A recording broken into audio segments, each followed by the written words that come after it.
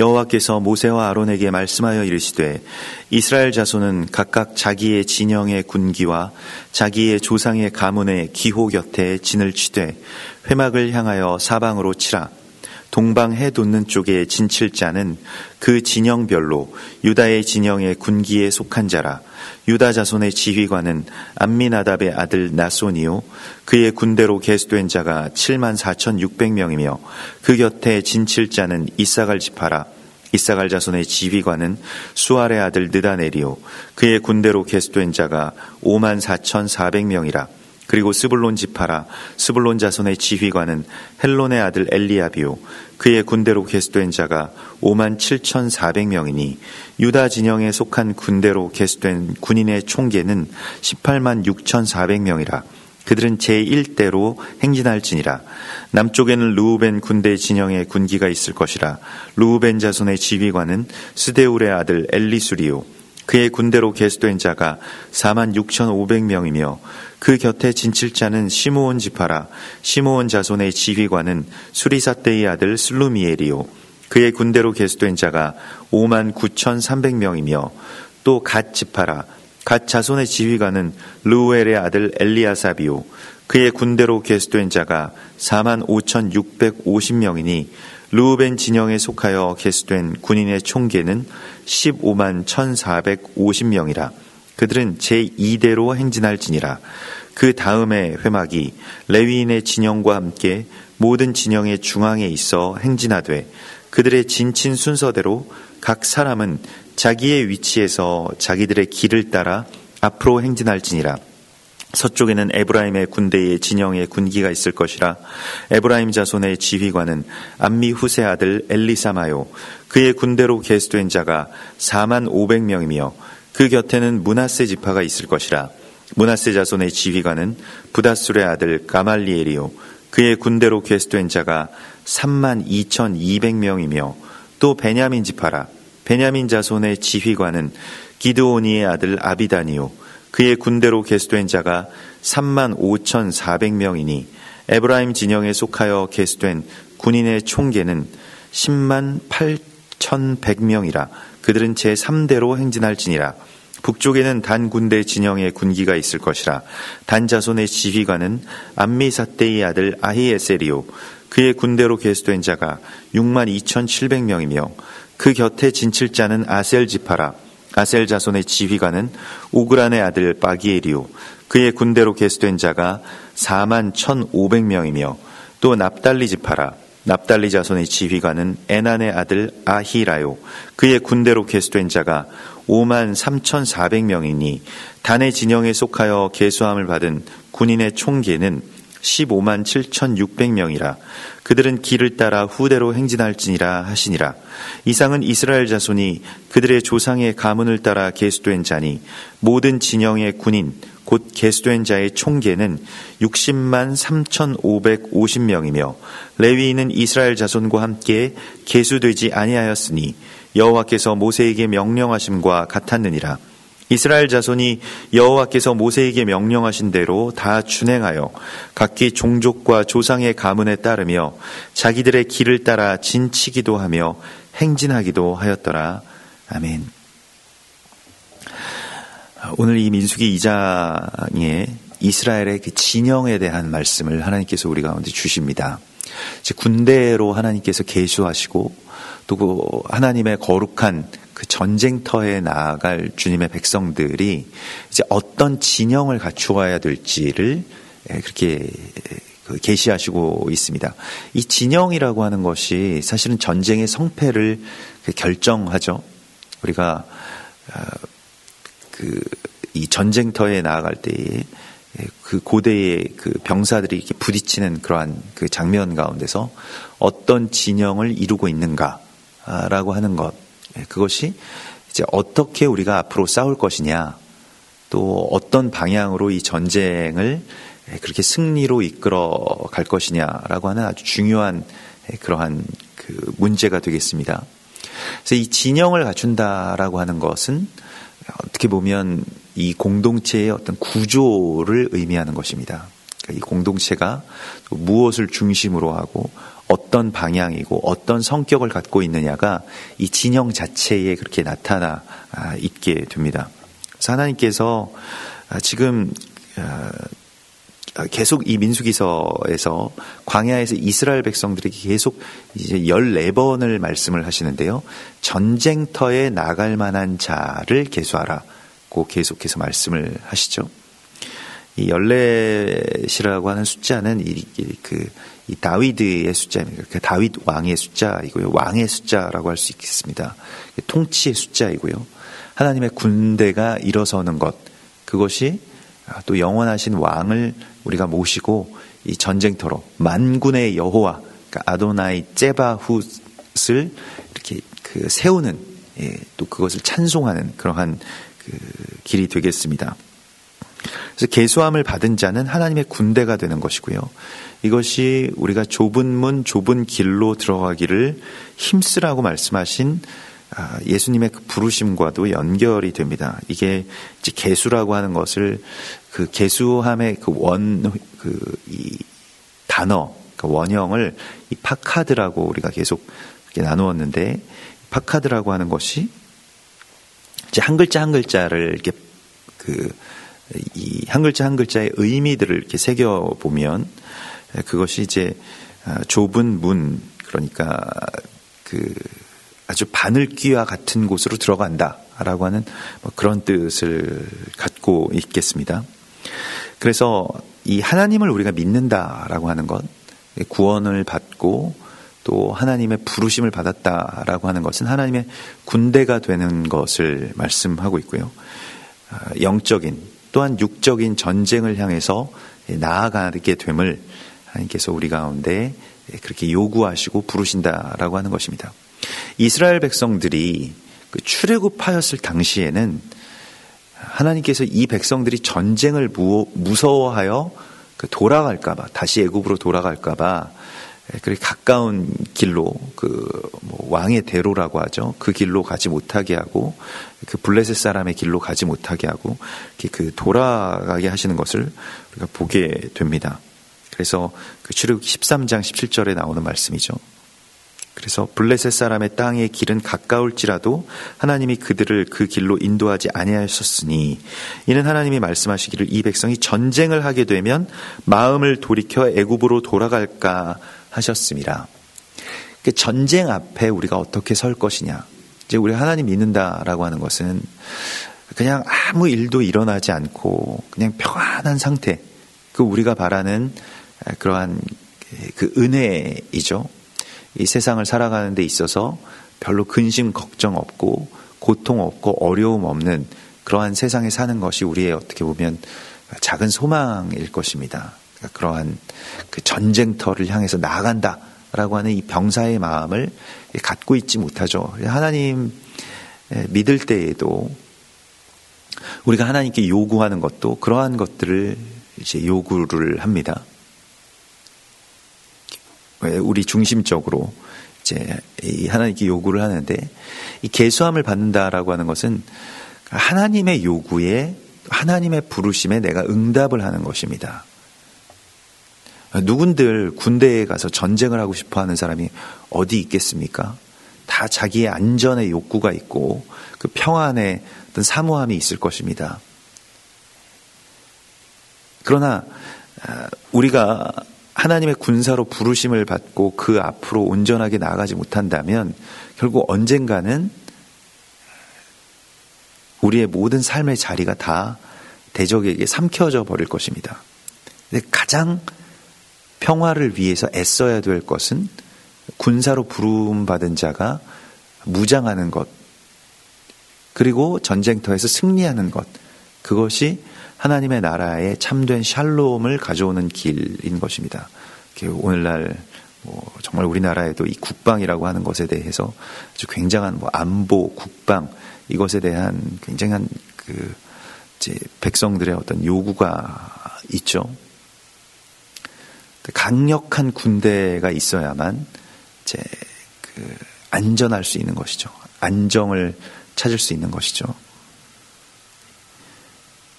에베소서 6장 11절에 마귀의 간계를 능히 대적하기 위하여 하나님의 전신갑주를 입으라, 이러한 말씀을 주셨습니다. 마귀의 간계는 뭔가 우리 영계에서만 일어나는 어떤 그러한 일들이 아니라, 에베소서를 살펴보면, 또 에베소서는 한 세 사람에 대한 이야기입니다마는 부부의 관계, 또 자녀들과의 관계, 또한 그 종과 상전의 그 관계 안에서 일어나는 그런 모든 사건들 속에서 영적 전쟁이 같이 이제 일어나고 있음을 우리 가운데 분명히 말씀을 하고 있습니다. 우리가 영적 전쟁이라고 하는 것이 우리가 기도하는 중에 어떤 영적으로 그 일들이 일어나는 것이 아니라 실제적인 어떤 삶의 이야기 속에서 그 전쟁이 바로 일어나기 때문에 우리가 하나님 믿고 하나님의 부르심 가운데 이 나아간다라고 하는 것이 삶에서 곧바로 일어나는 그러한 영적 전쟁에 대한 대비를 갖추라고 하는 것, 그 부르심이 바로 민수기의 부르심입니다. 이걸 알면 우리가 또 이것에 대해서 대비해야 되는 것에 대해서 우리가 자각하고 있다면, 우리가 적어도 이 전쟁 가운데서 지금 이 전쟁이 지금 나의 삶의 말하자면 전선에서 일어나고 있다라고 하는 것을 우리가 인식하면서 나아갈 수가 있게 됩니다. 그런데 그것과 자꾸 이제 결부시키지 못하도록 하는 것이 또한 사단의 전략이기 때문에요. 이건 그냥 사람과 사람의 문제다, 이렇게 파악을 하게 하는 것이죠. 그러나 이 모든 그 관계 안에서 일어나는 일들을 이 에베소서 5장과 6장에서는 그것이 바로 영적 전쟁이다, 이렇게 말씀을 하시고 있는 것입니다. 그래서 하나님의 전신갑주를 취하고 악한 날에 너희가 능히 대적하고 모든 일을 행한 후에 서기 위함이다. 우리가 하나님의 나라를 확장하고 또 대적의 권세를 무너뜨리게 되면 곧바로 응전이 있습니다. 그러니까 이 모든 일들을 행한 후에 응전을 받게 됩니다. 그러니까 그 대적의 공격을 받게 된다라고 하는 것이죠. 그래서 항상 그 부분이 또 어떤 면에서는 우리 가운데 어떤 두려움이기도 합니다. 한 세 사람을 이루기 위해서, 또 하나님의 나라와 의가 이 땅 가운데 이루어지기 위해서 이스라엘의 회복, 이러한 것을 실제적인 어떤 사역들을 하게 되면 대적이 굉장히 분노하는 것을 이렇게 그 몸으로 체험하게 되죠. 그래서 공동체를 공격하기도 하고요, 분열시키기도 하고요, 또 몸을 공격하기도 하고요. 그래서 병마와 싸우게 하기도 하고요. 여러 가지 어떠한 이 사단의 공격들이 있습니다. 그래서 그냥 이 모든 것들이 정말 지긋지긋하다, 이런 전쟁에 우리가 나아가지 않았으면 좋겠다라고 생각하게 되는 그러한 자기 연민의 시간들이 옵니다. 엘리야가 더 이상 싸울 수 없게 되었을 때에, 이세벨과 더 이상 대항할 수 없게 되었을 때에 그런 심정처럼 우리에게도 그러한 지치는 순간들이 오게 됩니다. 사역자들에게 찾아오는 그러한 가장 처참한 순간이라고 할 수 있겠습니다. 전에 그냥 뭘 모를 때에는 막 이 덤비던 그러한 이 병사와 같은 그러한 마음들이 점점 약화되고, 이제 영적 전쟁터로 이제 나아가지 않고 그냥 혼자 지내고 싶다, 그냥 그만하고 싶다 라고 하는 그러한 마음이, 이 엘리야가 하나님께 그렇게 고백하지 않았습니까? 이제는 그냥 그만하고 싶습니다. 나의 생명을 취하여 주시옵소서. 홀로 고립돼서 계속 엘리야가 하는 말이 나만 홀로 남았습니다, 나만 홀로 남았습니다, 이러한 말입니다. 나만 혼자 고생하고 있습니다. 아무 일도 일어나지 않고 바알 선지자, 아세라 선지자를 그렇게 죽이고 물리쳤는데도, 그런데도 이 나라는 아직 이세벨의 손아귀에 있고, 그러한 그 현실에 대해서, 또 그러한 자기의 모멸감에 대해서 견딜 수가 없게 되는 것이죠. 영적 전쟁들은 특별히 엘리야에게 누가 공격을 한 게 아니라 그냥 스스로가 그렇게 무너지고 맙니다. 자신의 생각 안에서. 또 자기의 연민을 자꾸 건드리죠. 넌 참 불쌍하지 않냐. 이 사단이 우리를 건드리는 그러한 부분들입니다. 나 감사가 사라지게 되고 또 하나님을 의지하는 그러한 믿음이 사라지게 될 때 이 연민과 분노가 그 안에서 이제 공격을 하게 되는데요. 그 두려움 가운데서 벗어나는 믿음의 훈련을 또 그 부르심에 대한 응답을 우리가 드려야 됨을 주님이 우리에게 말씀을 하시고 있습니다. 그래서 디모데후서 2장에서 병사로 복무하는 자가 자기 생활에 얽매이는 자가 없다.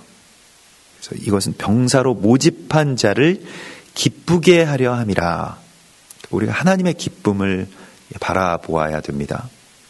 자기 생활에 매이게 되면 지금 내 생활이 이런데 우리가 전쟁터로 어떻게 나가느냐. 전쟁터의 생활이라고 하는 것은 그 자신의 어떠한 안위를 위한 생활이 아니기 때문에 늘 어떻게 보면 처참한 것이죠.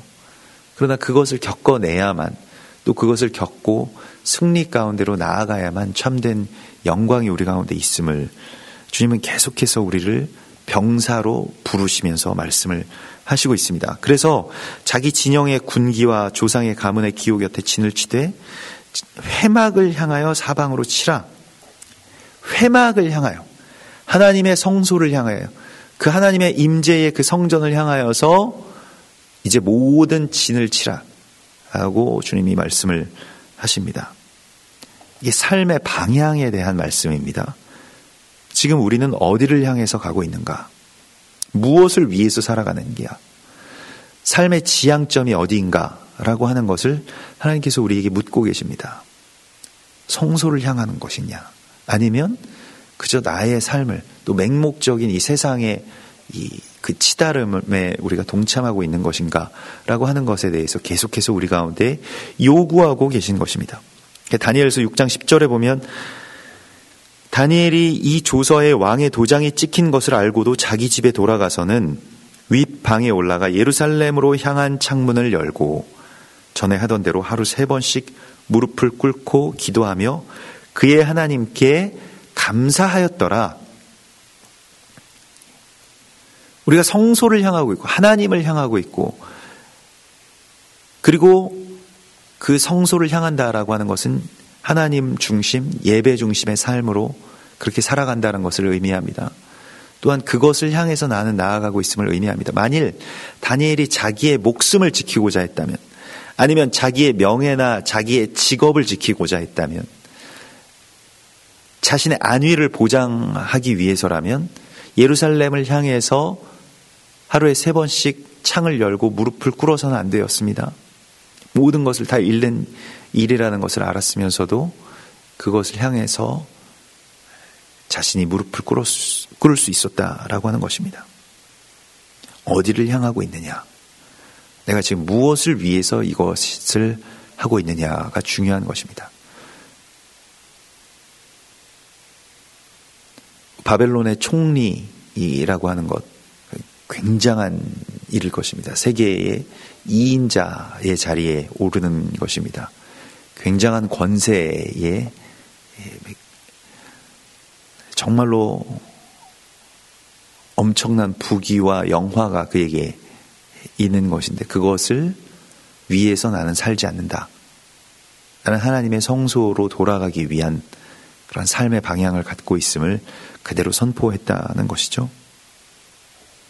시편 27편 4절에 내가 여호와께 바라는 한 가지 일 곧 그것을 구하리니 내가 내 평생에 여호와의 집에 살면서 여호와의 아름다움을 바라보며 그의 성전에서 예배하는 것이라 이렇게 말씀을 고백하고 있습니다. 뭘 위해서 살아가는 것이냐? 사역도요. 또한 나의 지금 현재의 삶도요. 어디를 향하고 있느냐가 중요한 것입니다. 에스겔서 8장에 보면 이 배역한 백성들이 성소를 등지고 약 25명이 여호와의 성전을 등지고 낯을 동쪽으로 향하여 동쪽 태양에게 예배하더라 이렇게 나오죠. 성소에 들어가면 성소의 정문이 동쪽 방향을 향하고 있기 때문에 성소의 이 지성소는 태양을 등지게 됩니다. 그런데 태양을 예배하게 되면, 이 태양이라고 하는 것은 권력, 권세, 또 높은 자리로 올라가는 것, 명예, 부귀, 영화, 이러한 것이 다 태양신 숭배의 어떤 기본이 되겠습니다. 자꾸 상승하려고 하는 어떤 그런 욕구들이죠. 그런데 그 반대로 돌아서게 되면 우리는 가장 낮은 곳으로 엎드려서 우리 여호와 하나님 앞에, 또 그의 날개 그늘 아래로 이렇게 들어가게 되는 것입니다. 완전히 다른 방향의 삶을 살게 되는 것입니다. 아골골짝 빈들로, 광야로 나아가서 주님의 병사로, 주님의 자녀로 양육받게 되는 것입니다. 대적은 계속 우리에게 올라오라고 부추기죠. 그리고 올라가면 더 좋은 일들이 있을 수 있다 라는 그 이상향을, 또 허상의 어떤 유토피아를 그렇게 계속해서 그리게 합니다. 잘 먹고 잘 살게 해주겠다 라고 하는 그러한 이 감언과 이설로 이 사람들을 속이곤 합니다. 우리는 삶의 방향을 하나님의 나라와 또 그가 계신 곳을 향해서 또 예배하면서 감사하면서 늘 그것을 중심으로 해서 살아가게 될 것을, 거기에 진을 쳐야 된다라고 주님 말씀을 하시고 있습니다. 그래서 오늘 쭉 그러한 그 성소를 중심으로 해서 이 진영이 있게 되는데, 특별히 이제 동방 해돋는 쪽의 진칠자를 말씀을 하시는데, 이것은 이제 선봉을 의미합니다. 왜냐하면 이 동쪽이 항상 정면이기 때문에 이스라엘에게 있어서는 동쪽 하면 이제 가장 정면입니다. 앞을 바라보게 되는 것이고요. 그러니까 진영의 가장 앞선 자들을 의미하게 됩니다. 유다 지파가 나오게 되고요. 유다 지파는 찬송이라고 하는 뜻을 갖고 있기 때문에 유다가 찬양이죠. 그러하기 때문에 이 찬양하는 자들, 감사하는 자들이 가장 먼저 앞서게 됩니다. 이 찬양이 사실은 그 선봉대와 같은 것이고요. 정말로 이 대적의 그 어떤 진영을 돌파하는 힘이 있죠. 무엇으로 돌파하는 것이냐면 막 분노하고 막 어떻게 뭐 무장하고 조직하고 뭐 숫자로 밀어붙이고 이러한 것이 아니라 찬양하기 시작할 때 대적의 진영에 균열이 생기기 시작합니다. 예수 십자가를 찬양하고요. 또 주의 이름을 찬양하고요. 감사할 수 있는 상황이 아님에도 불구하고 감사하고요. 이옵처럼 내가 모태로부터 그저 벌거숭이로 나왔으니 벌거숭이로 돌아가는 것이 당연하다. 주신 자도 여호와시오, 또 취하신 자도 여호와시오니 여호와의 이름이 찬송을 받으시옵소서라고 하는 그 경배가 결국에는 이 모든 것들을 돌파하게 하는 그런 힘이 됩니다.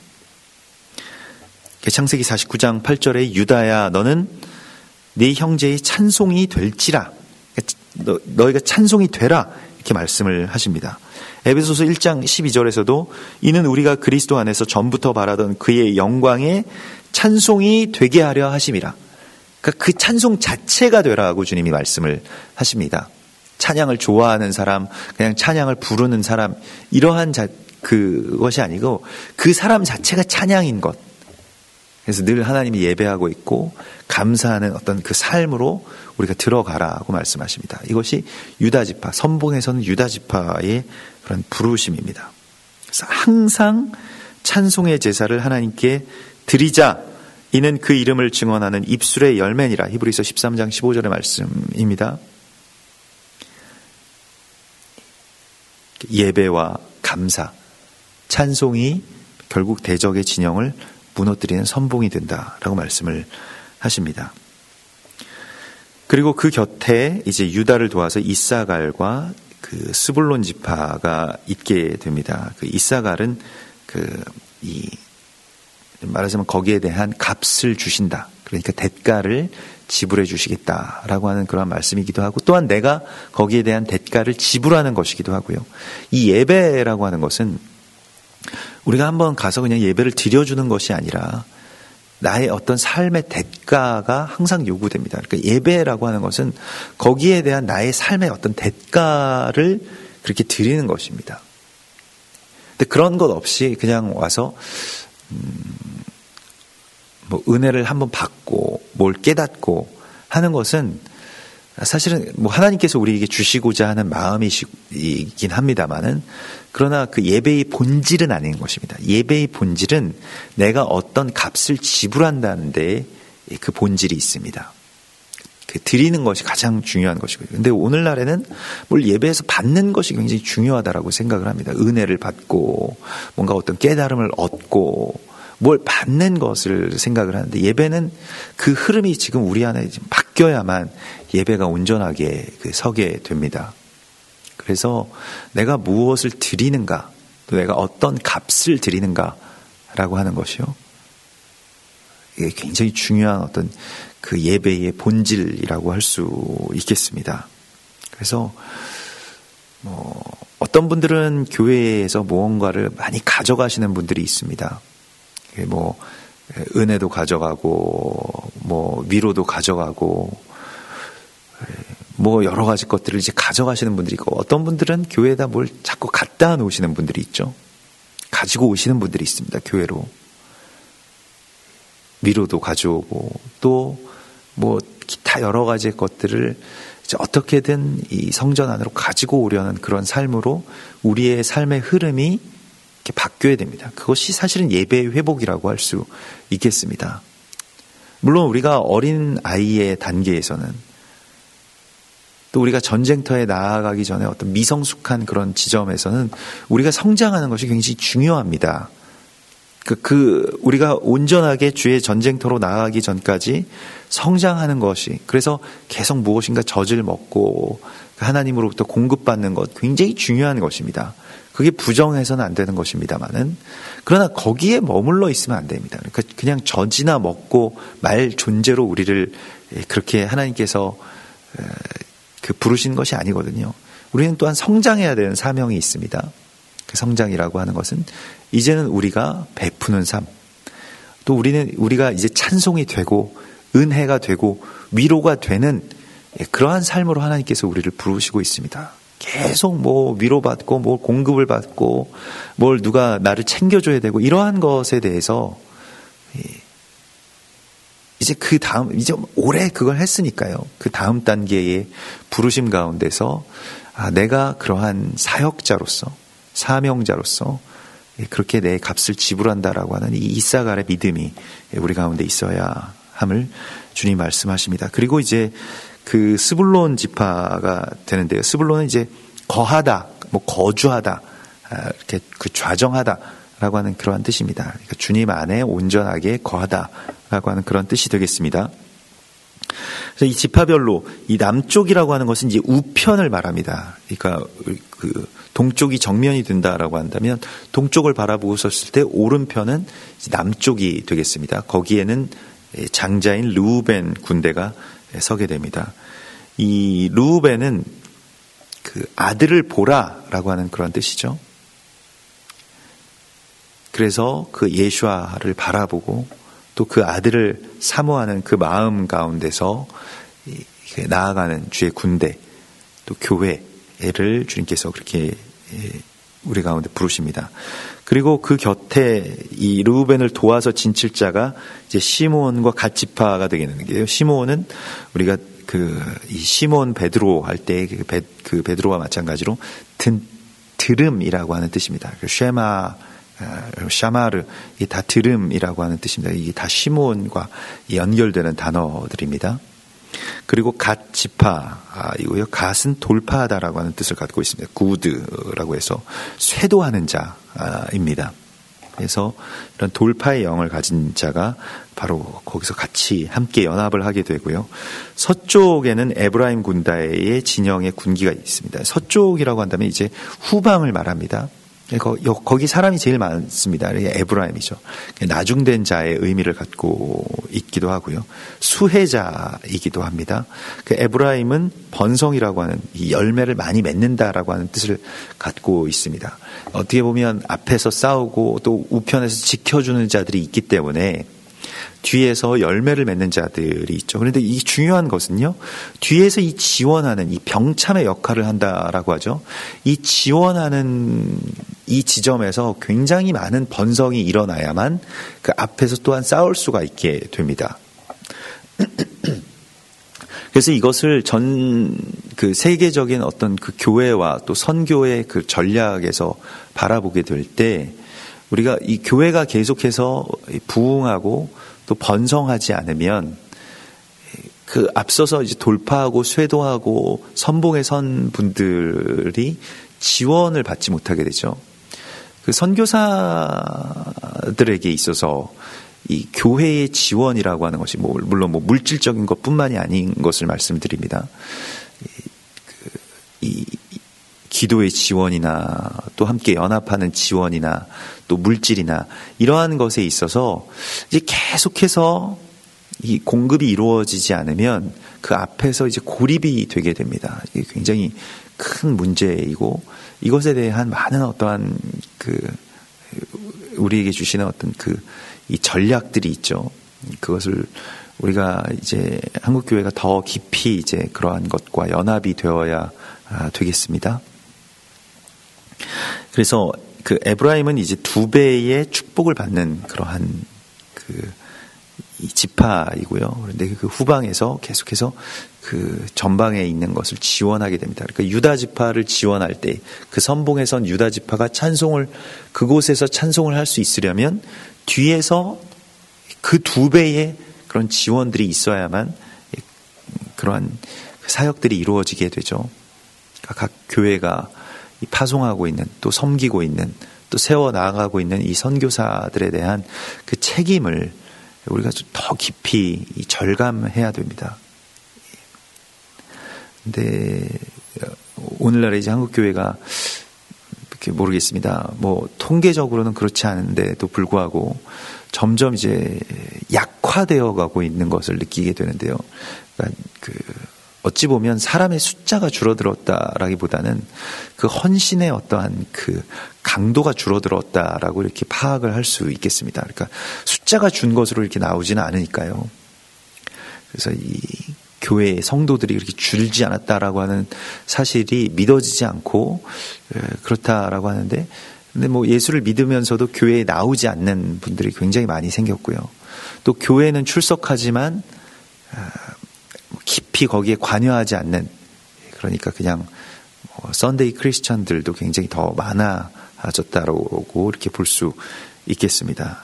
영적인 전쟁 가운데 이렇게 들어가지 않고 이렇게 종교적으로 마치 카톨릭처럼 그냥 한번 와서 잠깐 교육받고 하고 하면 그냥 평안해지는 그러한 단계로 하나님이 우리를 부르신 것이 아니라고 하는 것을 우리가 이 전쟁의 진영 가운데서 느껴야 됩니다.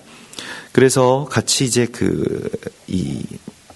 그곳에 이제 진을 치게 되고요. 이 에브라임의 곁에는 므낫세와 베냐민 지파가 있었습니다. 이 므낫세는 잊음, 그러니까 잊게 하는 자라고 하는 뜻입니다. 그러니까 이전 것을 이렇게 기억하지 않는다라고 하는 그런 뜻이 되겠고요. 또 베냐민은 오른손의 지파, 오른손의 아들이라고 하는 뜻이고요. 다 이게 다시 오실 메시아와 또한 이 메시아를 예수아로 모시는, 그리고 나중된 자의 정체성을 가진 교회의 어떤 그런 의미가 되겠습니다. 북쪽에는 이제 단 군대의 진영이 있고요. 단은 이제 판관이라고 하는 뜻이고요. 감추어진 하나님의 미슈파 팀들을 이렇게 의미합니다. 감추어진 민족이고 지파라고 할 수 있겠습니다. 그 곁에는 아셀이 있고요. 이 아쉐르라고 하는 것은 이제 이 기쁨 또는 왕의 식탁에 대한 공궤를 책임지고 있는 그러한 지파이고, 납달리는 또한 씨름하다, 붙들다 이러한 뜻을 갖고 있습니다. 하박국도 이 레슬링하다, 하나님을 꼭 끌어안아서 막 그렇게 싸우다라고 하는 그런 뜻을 갖고 있죠. 근데 이렇게 이제 진영들을 이렇게 쭉 이 명수대로 이 성소를 중심으로 해서 유다 지파가 가장 선봉에 서게 되고, 에브라임 오른쪽에 르우벤과 또 왼쪽에는 단 지파를 위시한 지파들이 있게 되고, 뒤쪽에는 이제 이 가장 수요가 많은 이 에브라임 지파가 그렇게 이 대표가 되어서 이제 버티게 되는 것입니다.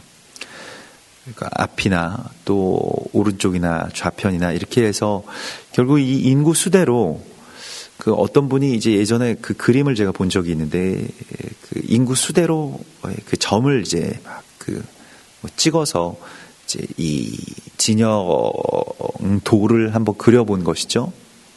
근데 그려보니까 놀랍게도 성소를 중심으로 해서 이렇게 그 사방으로 펼쳐진 이 진영이 그 이 산 위에서 보게 되면 십자가의 모양을 하고 있는 것을 이렇게 보게 됩니다.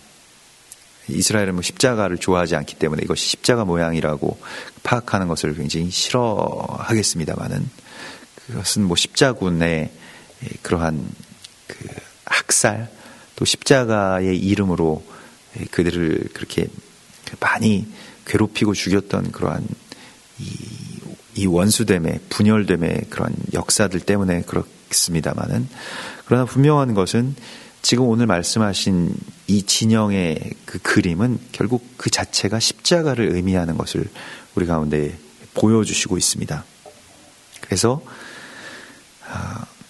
이스라엘 자손이 여호와께서 모세에게 명령하신 대로 다 준행하여 각기 종족과 조상의 가문에 따르며 자기들의 길을 따라 진치기도 하며 행진하기도 하였더라 이렇게 말씀을 하십니다. 근데 이 준행이라고 하는 것, 그 민수기 이제 오늘 그 2장 34절의 말씀이죠. 이 준행한다라고 하는 것이 이 어떤 의미를 갖냐면 이 아사라고 해서 이것은 무언가를 이렇게 세워나가다, 조직하다, 이러한 뜻을 갖게 됩니다. 그래서 이것은 그 준행한다라고 했을 때 뭔가를 이렇게 조성한다, 만든다라고 하는 뜻이고요.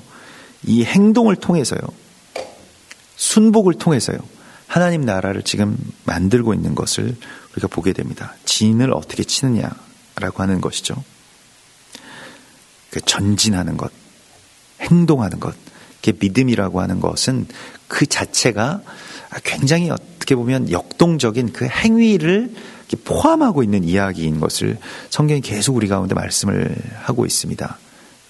그러니까 행위 그 자체를 믿음이라고 생각해서는 안 되는 것이고, 이제 이 로마서에 오직 의인은 믿음으로 말미암아 구원을 얻는다라고 하신 그 말씀이 행위를 대척하고 있는 말씀이 아니라고 하는 것을 우리가 알아야 되는데요. 이제 어떤 영지주의 신학에서는 그것이 이제 자꾸 우리를 어떤 영적으로 그렇게 분리시켜가지고 행동이랑 영적인 것은 분리시켜가지고 이제 생각하게끔 만들지 않습니까? 근데 믿음이라고 하는 거, 오직 의인이 믿음으로 말미암아 구원을 얻는다라고 했을 때 그 믿음이라고 하는 것은 결국 이 아사를 말하는 것입니다. 하나님 믿는다라고 하는 것은 결국에는 하나님의 일을 행하는 것을 말씀을 하고 있는 것이지, 그 행함이 없는 믿음이라고 하는 것은 죽은 믿음이라, 이것이 야고보서의 말씀이라고 해서 이 바울 서신과 이게 대치되는, 성경의 서로의 이 말씀들이 상충이 된다면, 서로 대적하고 있는 것이라고 한다면 성경 자체가 이제 모순일 것입니다. 그러한 뜻이 아닌 것이죠. 근데 거기서 이 행위로 말미암음이냐라고 했을 때 그 행위는 예수 없이 그저 어떻게 보면 그것도 아주 편법으로 말씀을, 그러니까 이 율법을 지키고 있으면 그건 구원을 얻을 수 없다라고 하는 그런 뜻이지, 아무 행동도 하지 않아도 그냥 믿기만 하면 구원을 얻는다, 이런 구원과는 성경을 정말 오역한 그러한 그 구원론이라고 할 수 있겠습니다. 율법의 행위, 율법의 행위로냐 이렇게 말씀. 예수 없이 율법을 지킬 수도 없을 뿐더러 율법을 내가 그 율법의 행위를 한다라고 해서 결코 구원에 이룰 수 없다라고 하는 것을 분명히 성경에서 말씀하신 것을 가지고 믿음은 행함이 아니다라고 이렇게 생각을 하게끔 만든다는 것이죠. 말씀을 그렇게 오역하게 하는 것이 사단의 일의 아주 가장 큰 일입니다. 창세기부터 계속해서 사단은 말씀을 오역하게 하죠. 동산 나무의 모든 실과를 먹지 말라고 하시더냐, 이런 것으로 살살 도발하고 사람들을 넘어지게 하는 것이거든요. 그래서 오직 의인이 믿음으로 말미암아 구원을 얻는다라고 했을 때 그 믿음이라고 하는 것은 노아, 아브라함,